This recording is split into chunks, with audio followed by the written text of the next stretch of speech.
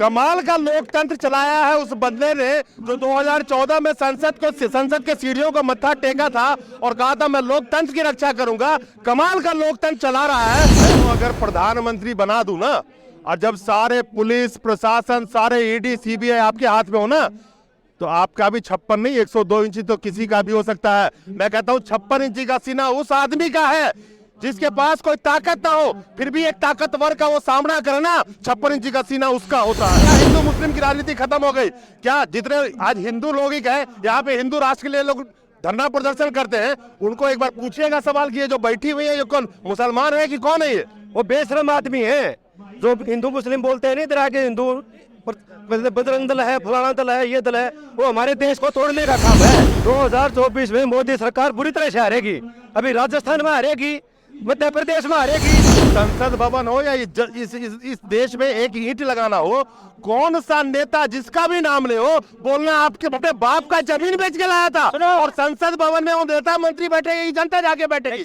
और संसद भवन नया हो या पुराना, जिसमें जनता की बात चले एक छोटे से घर में बना, वो जनता को ज्यादा पसंद है। वो घर घर तो वोट मोदी जी मांग रहे थे, लेकिन जब बीजेपी हार रही है तो गोदी मीडिया से मोदी का चेहरा गायब है। चेहरा गायब रहेगा। क्यों? उनका बड़ा नेता हार गया और क्या रहेगा? अरे 56 इंच तो तब होता है जब हार भी अपने सीने पे हार हो गई तो नड्डा का कार्टून बना के इसका सीना था ही नहीं, झूठ बोलता है। हमारा देश का धन सारे गुजराती बाहर एक प्रधानमंत्री जब किसी चुनाव के प्रचार में ही प्रचार ही कर रहा हो, बेशक, लेकिन उसके सिक्योरिटी के प्रोटोकॉल पे जितना पैसा खर्च हो रहा है वो इसी जनता का पैसा है। कर्नाटक के चुनाव से कुछ मोदी जी सीख लेंगे क्या? कर्नाटक का चुनाव 2024 का महज एक झलक दिखा रहा है। क्या कर्नाटक का चुनाव ये बता रहा है कि जनता अपने मुद्दों पे ही वोट करेगी? हमारे साथ पूर्व सैनिक खड़े हैं।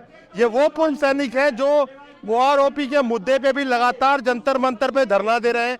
ये वही पूर्व सैनिक हैं जो महिला पहलवानों के समर्थन में भी आज यहाँ खड़े हैं।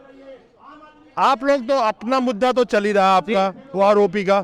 आज जो देश का सबसे बड़ा मुद्दा है, लोग कह सकते हैं कि वो तो पूर्व सैनिकों का महज मुद्दा है, 25 से 30 लाख पूर्व सैनिकों का मुद्दा है, वो अलग बात है।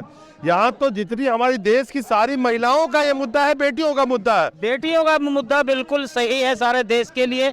इस मोदी सरकार ने जब ये आया था, इसने एक स्लोगन लिखवाया था, हर पूरे देश में करोड़ों अरबों रुपए बहाए थे, बेटी बचाओ बेटी पढ़ाओ। और आज इतनी दयनीय हालत होगी इस हिंदुस्तान की, जो हमारी बेटी जंतर मंतर पर बैठने के लिए मजबूर हो गई है। जब एक्स सर्विसमैन भी इधर बैठा है जंतर मंतर पे, और हमारी बेटियां इधर बैठी हैं जो पहलवान है, जब अवार्ड लेकर के आती हैं तब तो सारा देश ताली बजाता है, बड़ा गर्व से कहते हैं। इनकी सरकार भी बोलती है, लेकिन आज ये निकम्मी सरकार, उनको दिखाई नहीं देती हमारी बेटी जब तक इनको दिखाई नहीं देंगे ना, हम इनको मुंह तोड़ जवाब देते रहेंगे। इसका सबक कर्नाटक चुनाव से भी इसने लिया होगा। हम ये पूरे देश से आह्वान करना चाहते हैं कि मोदी नाम का जो ये शब्द है ना, सारे देश से मिटा के रखना है, और हम मिटा के छोड़ेंगे। इसके लिए चाहे हमने कुर्बानी देनी पड़े तो भी हम देंगे। इस देश से हर मुद्दों को गायब कर दिया गया है, गोदी मीडिया से जनता गायब है जी। आप समझ रहे हैं ना? बिल्कुल। हर मुद्दे को दरकिनार रख के गोदी मीडिया के सहारे नैरेटिव जो चलाया जाता है, मंदिर मस्जिद जाति, कभी इसी धरने को बांटने की कोशिश, कभी किसानों के मुद्दों को बांटने की कोशिश, कोई अगर महंगाई की बात करे तो उसको अलग मुद्दों में उलझाना। तो क्या इस सरकार को आज ये सबक लेना चाहिए, जिसके पास इंतहा पैसा बहाया है कर्नाटक के चुनाव में, तो फिर भी हार गए? मैं तो ये बोलना चाहता हूँ, कर्नाटक का चुनाव इसने नगर पालिका से भी बदतर बना दिया है। वो एक विधानसभा का चुनाव ना होके एक जो गांव में एक सरपंच और एक मेंबर का जो चुनाव होता है, एक प्रधानमंत्री, कितना दुर्भाग्य की बात है, जो सारा देश का प्रधानमंत्री है वो कर्नाटक में एक घर घर जाकर के वोट मांगता बीजेपी के लिए। इससे बत्ती शर्म नाम की और क्या चीज होगी इसको? लेकिन घर घर तो वोट मोदी जी मांग रहे थे, लेकिन जब बीजेपी हार रही है तो गोदी मीडिया से मोदी का चेहरा गायब है। चेहरा गायब रहेगा। क्यों? उनका बड़ा नेता हार गया और क्या रहेगा? अरे 56 इंच तो तब होता है जब हार भी अपने सीने पे हार हो गई तो नड्डा का कार्टून बना के सीना था ही नहीं, झूठ बोलता है। 56 इंच का सीना हमारा था जो हम फौज में भर्ती हुए। झूठ बोलता है। अब 56 इंच का सीना है। हमने पाकिस्तान को मुंह तोड़ जवाब दिया था 99 में, ठीक है। इसको क्या पता 56 इंच का सीना क्या होता है। 56 इंच का सीना इनसे पूछो जो इधर बैठे हैं पुराने फौजी, उनको पता 56 इंच का सीना क्या होता है।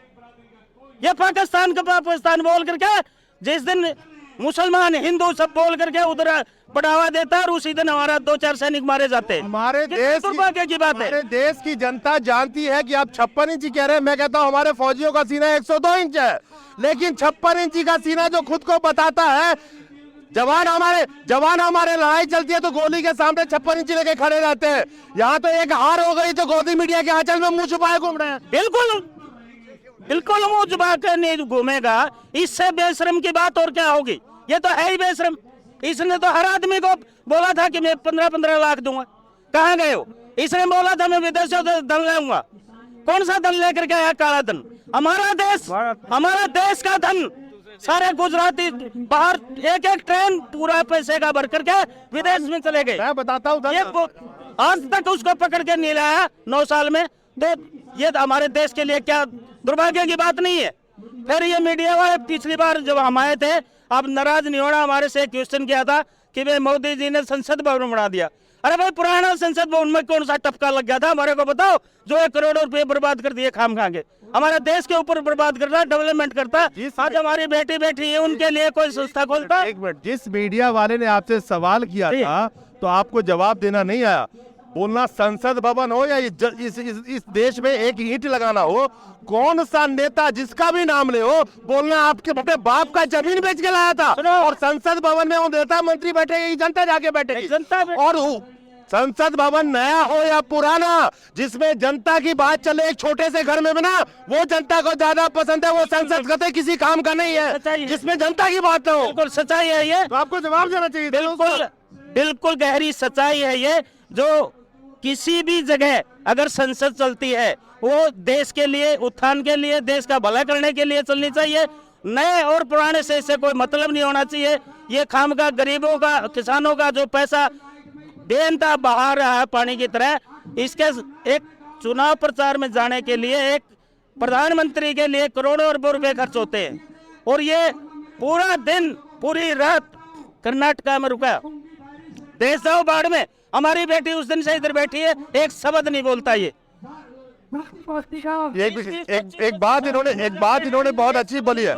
एक प्रधानमंत्री जब किसी चुनाव के प्रचार में ही प्रचार ही कर रहा हो, बेशक, लेकिन उसके सिक्योरिटी के प्रोटोकॉल पे जितना पैसा खर्च हो रहा है वो इसी जनता का पैसा है। इसी जनता का पैसा है जिसके बदौलत अगर 15 से 20 दिन अगर प्रधानमंत्री कर्नाटका में रह रहे हैं तो जितनी सिक्योरिटी की प्रोटोकॉल है उसके ऊपर करोड़ों रुपया रोज का जो खर्च हो रहा है, वो जनता जो नमक खरीदती है उसके ऊपर जो जीएसटी देती है ना, उसके टैक्स से पैसे से वो सिक्योरिटी के पैसे अदा किए थे। खैर, क्या लगता है कर्नाटक का चुनाव क्या संदेश दे रहा है? क्या मंदिर मस्जिद और जाति की राजनीति अब उब चुकी है जनता? ये मुसलमान हिंदू का राजनीतिक हार गई है। सिर्फ जीता है तो प्रजातंत्र जीता है। प्रजातंत्र कर्नाटक में सही जीता है और बुरी तरह से मोदी सरकार बुरी तरह से आ रही है। और मोदी को पूरी जिम्मेवारी लेनी चाहिए कि मैं आ रहा हूँ, नहीं कि किसी नाडा को ऊपर डाले, न किसी और के ऊपर डाले। मोदी खुद आकर बोले, वो बोलता है ना जीतने के बाद है एक बड़ा शो निकालता है, अब हम जीते। अब यहाँ के ये भी बोलना चाहिए कि मैं आ रहा हूँ, उसमें तब होना चाहिए, तब उसका 56 इंच का सीना पता लगेगा। नहीं 56 इंच का कोई भी बोल देगा कि मेरे अंदर भी 56 इंच का है, मेरे अंदर भी 56 इंच का है। ऐसे बोलने से क्या होता है? इसकी तो हर बात पर झूठ ही झूठ है। तो अगर प्रधानमंत्री बना दूं ना, और जब सारे पुलिस प्रशासन, सारे ईडी सीबीआई आपके हाथ में हो ना, तो आपका भी 56 नहीं 102 इंची तो किसी का भी हो सकता है। मैं कहता हूँ 56 इंची का सीना उस आदमी का है जिसके पास कोई ताकत ना हो, फिर भी एक ताकतवर का वो सामना करना, 56 इंची का सीना उसका होता है। इन बेटियों का सीना है 56 इंच का। सबसे बड़ा जब प्रशासन के विरुद्ध में खड़ा होता है जो आदमी, उसका 56 इंच का सीना होता है। इन बेटियों ने कमाल करके दिखाया है। आपने कहा हिंदू मुस्लिम की राजनीति खत्म हो गई, क्या जितने आज हिंदू लोग ही कहे यहाँ पे हिंदू राष्ट्र के लिए लोग धरना प्रदर्शन करते हैं, उनको एक बार पूछिएगा सवाल कि ये जो बैठी हुई है ये कौन मुसलमान है कि कौन है? ये वो बेशरम आदमी है जो हिंदू मुस्लिम बोलते हैं। नहीं तरह के हिंदू बजरंग दल है, फलाना दल है, ये दल है, वो हमारे देश को तोड़ने का काम है।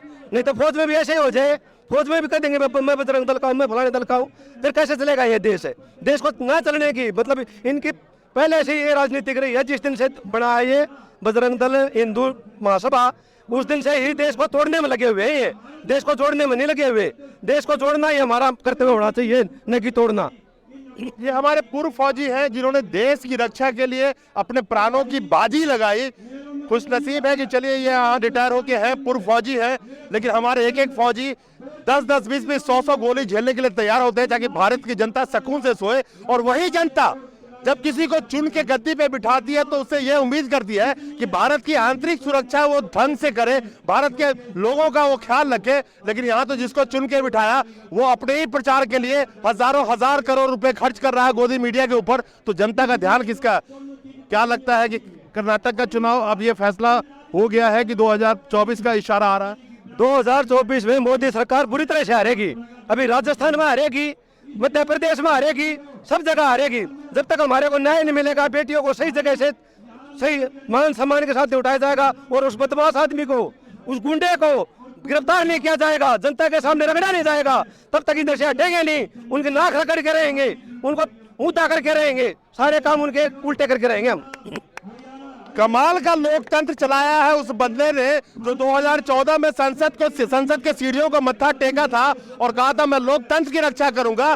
कमाल का लोकतंत्र चला रहा है कि यौन शोषण का आरोप लगाई गोल्ड मेडलिस्ट, वो हमारी देश की आन बान शान बेटियां धरने पे लगातार बैठी है। महज एक FIR उस सांसद के खिलाफ नहीं हो सकता जिसके ऊपर 38 मुकदमे तो यहाँ लिस्ट लगे हुए हैं, पता नहीं और कितने मुकदमे हो। तो क्या कमाल का लोकतंत्र चला रहा बंदा और किस तरह से देश की जनता की आवाज को गोदी मीडिया में गुम करवा दिया है।